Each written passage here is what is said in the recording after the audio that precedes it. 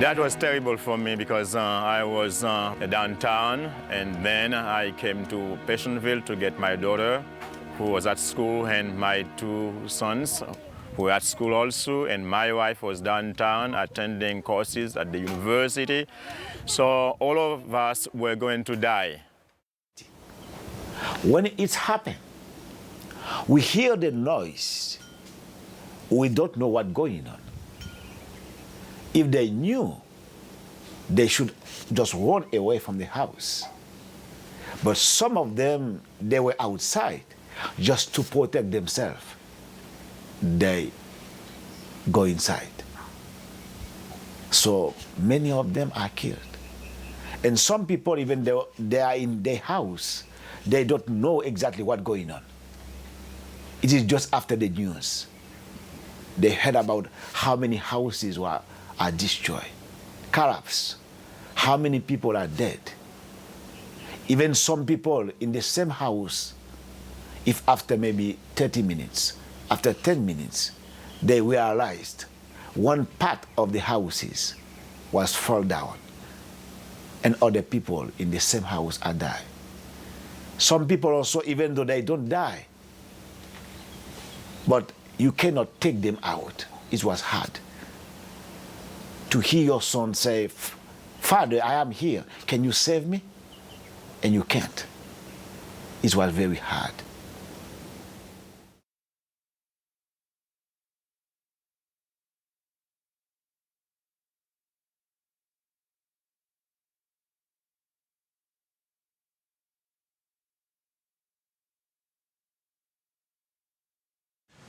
Hello, I'm Perry Kopus, an LCMS pastor in Lexington, Missouri, and a volunteer for the Kurt Marquardt Fund. Our mission is to provide material assistance to the Evangelical Lutheran Church of Haiti, a confessional Lutheran church body in fellowship with the Lutheran Church Missouri Synod. The Kurt Marquardt Fund has produced this film to let you see our vibrant sister church in Haiti, which clings to the Scriptures and to the Lutheran confessions, receiving the gifts Christ gives and proclaiming the gospel in both words and deeds. They're a tiny band of Christians, a faithful church body struggling to survive in an impossible context, knowing only that God is true and that all things are possible in Christ. Although the January 2010 earthquake will be definitive for Haiti in the coming years, this is not a film about the earthquake. Rather, it's about how Christ has made himself present amongst these people and how his kingdom is being manifested through them. The fact is that Haiti was in crisis long before the earthquake. In desperate need, many turned to the church for help. It is a good testimony for us also because people trust the pastors. They want to be close of us. But sometimes we don't have the possibility to take care of all of them. Sometimes, even though we're sad. Because when someone is coming to your house and said, "Pastor, I am hungry," and you see in their face, they are very hungry. You cannot say, "Go in peace and God bless you." That will not work. But if you have something, you give to them, and you pray with them, and you say, "Go in peace, God bless you." That is the gospel. In Haiti, we have problems. So many people are not working. They don't have a job. And because of that, in the church, when they come, they can't give anything to the church, any offering, because they don't have.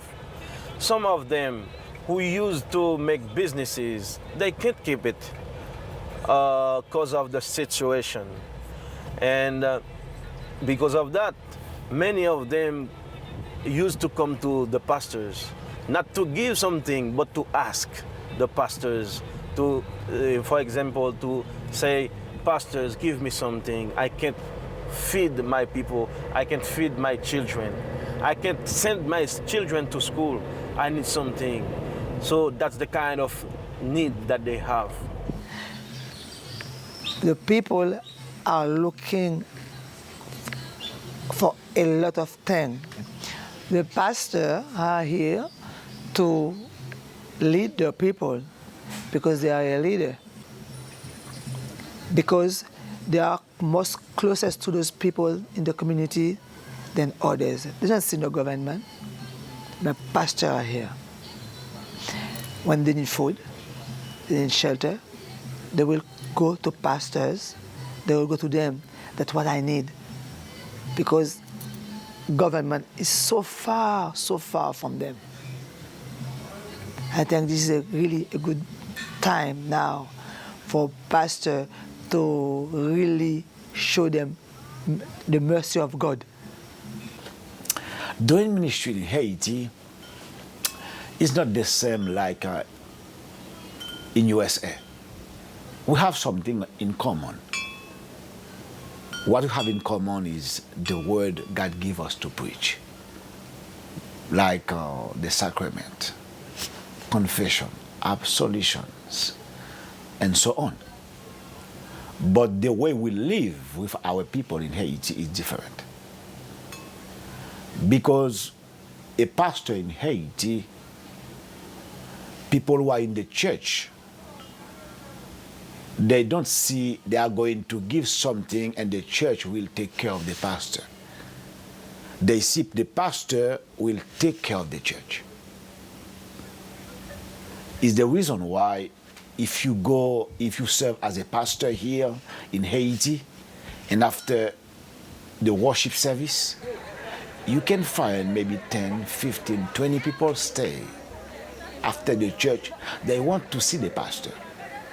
And when they said 10 people are waiting for you outside, they want to see you, you already know what they are going to talk to you about.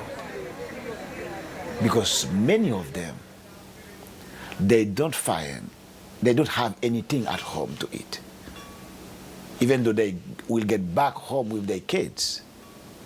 But it's hard. But they stay and say, Pastor, what I can have from you, even to have something to eat with my kids. But most of the time, you have to have rice and beans, oil at the church, and to share some with them. Not because they want to beg, because they don't have work to do. Haiti's poverty extends far beyond the church. In the days immediately following the earthquake, the world watched in horror as the acute medical crisis unfolded. But the acute emergency was only compounding a chronic crisis in medicine in this nation, where the average life expectancy is about 60 years. If a person arrives here, they come from a little far from the hospital. They have to go outside to buy medicine.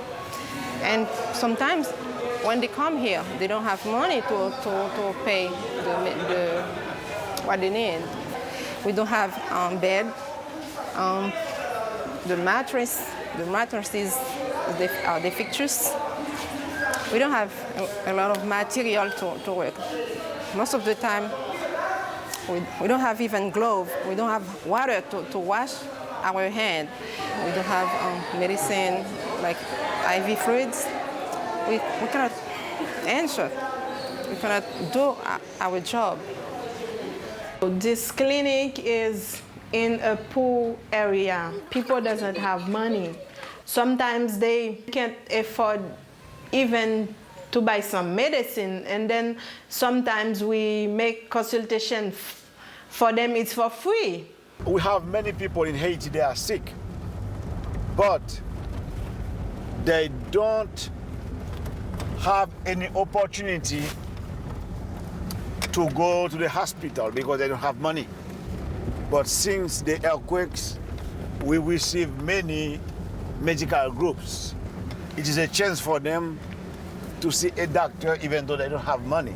Not all of them are members of my church, but we receive people from the community as well. It's kind of a way also we show them our love in actions. And we take also a short time to talk to them about the gospel. Right now, our church has been transformed into a hospital because last Saturday we had a torrential rains. And before you realize it, the soccer field was filled up with water and it was transformed into a swimming pool. And there were over 200 people who escaped from the earthquake in Port-au-Prince.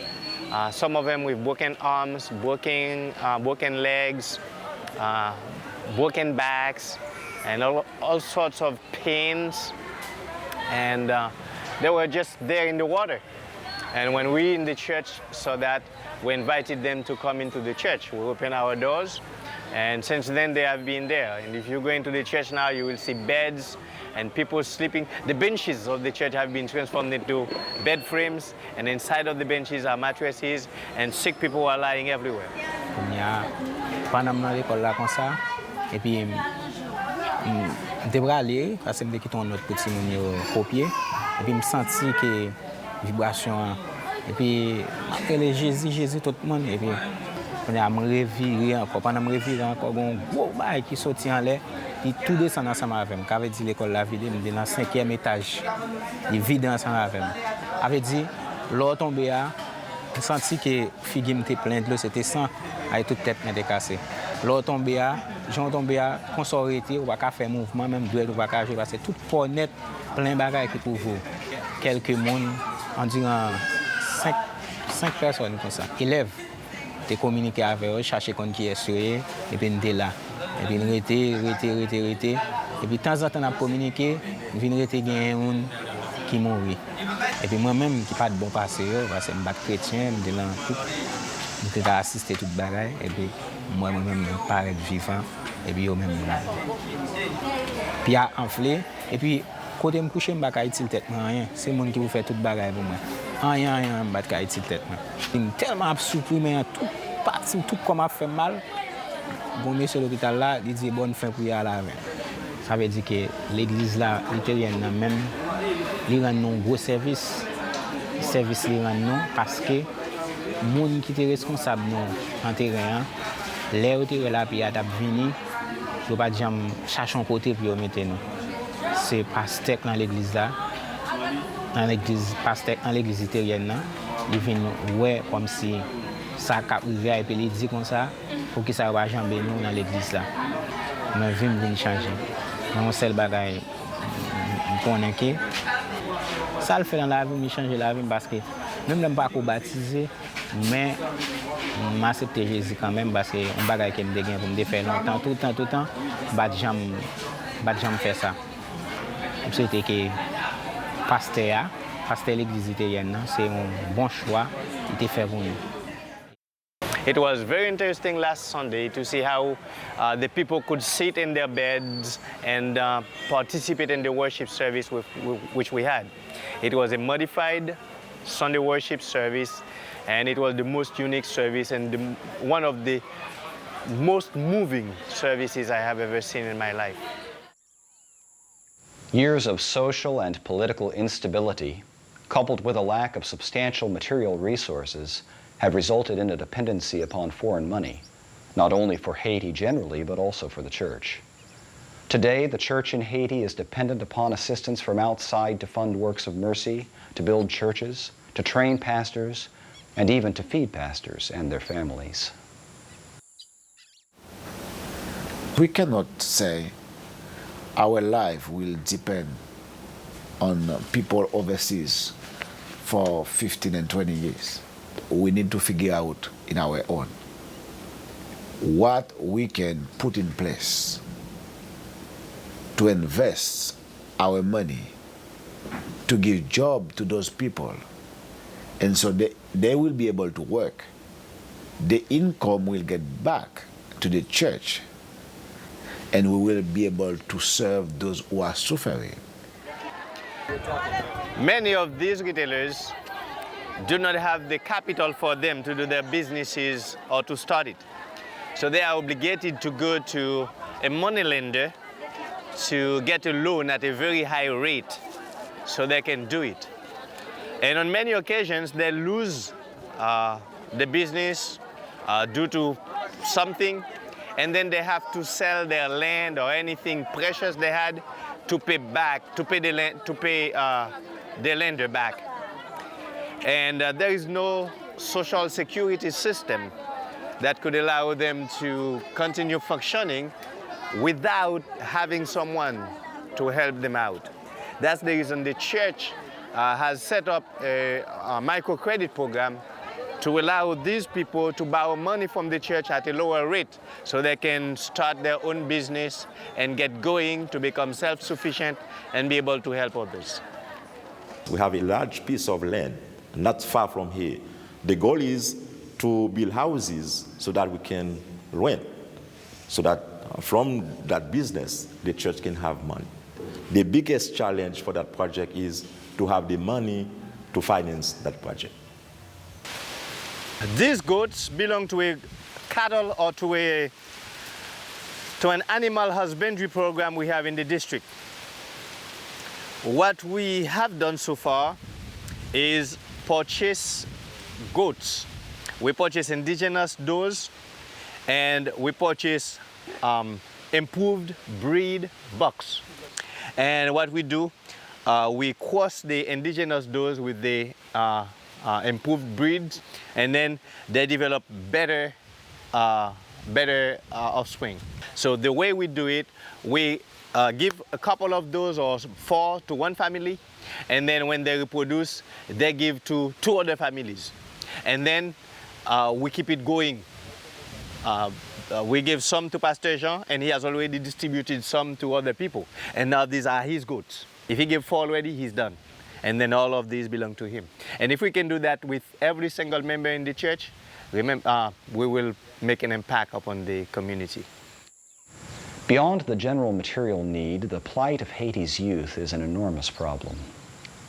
Amongst Haiti's massive orphan population, many are orphans in the classical sense, having neither father nor mother. But many are what we might call economic orphans, given into the care of orphanages because their mothers and fathers cannot feed them. The Evangelical Lutheran Church of Haiti embodies the gospel by reaching out to children who have no hope in the world. There is a big problem. There is a lot of orphan children, especially nowadays because of the earthquake. Some don't have parents at all. Some may have mom or dad. Some may have both of them. Parents are coming very often here to us because of the economical situation of Haiti. The reason why the church has an orphanage to care for the kids. And many kids, they are not Christian, their parents are not Christian, or they come in the orphanage so that we receive them and we taught these kids in a Christian way according to the Bibles.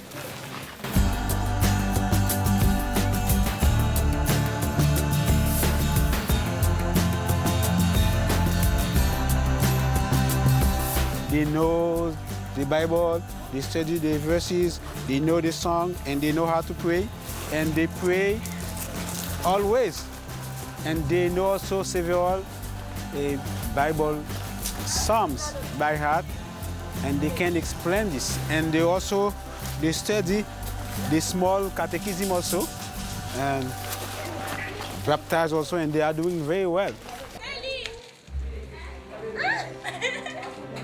This is the Children of Israel Orphanage. My father, Pastor Israel Isidore, started this orphanage in September 2001 with my mother, Leonie.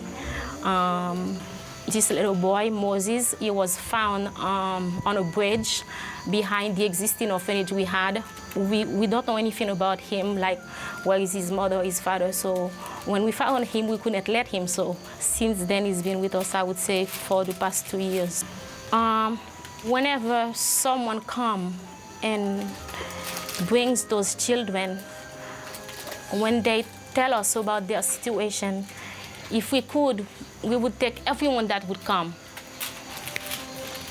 It's when you see someone in need, when you see a child that is hopeless, you cannot just stay and not doing anything.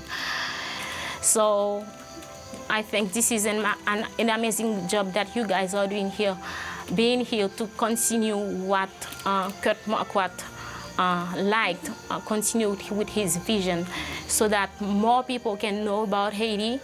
They know that Haiti is loved, that God loves the people in Haiti, and that God cares for them, and that he will take care of them. And with you guys, you can help make that possible, so that Haiti can have a better future, because what's the most important is the gospel. When they know God, they can have a future, they have hope for their lives, and they have hope for eternal life.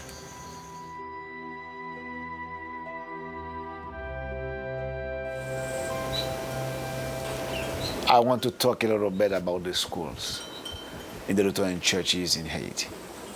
We use the schools as a means of evangelizations. If the parents are coming to the church, they can't send their kid to